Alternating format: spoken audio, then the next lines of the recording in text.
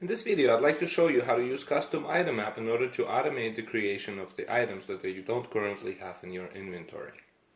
First, let me show you this item here that I'm using and demonstrate that it's not currently set up in the inventory.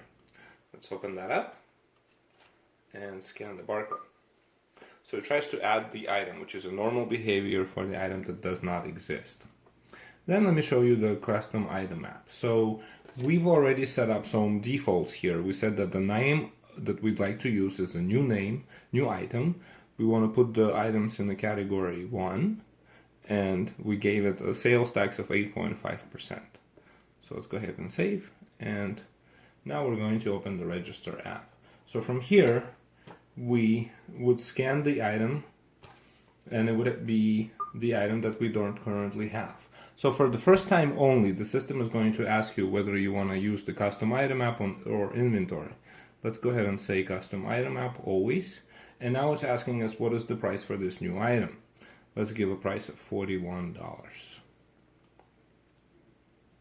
As you can see, the item got created in the inventory app and put in the register. You can proceed with the checkout as you normally would. Done.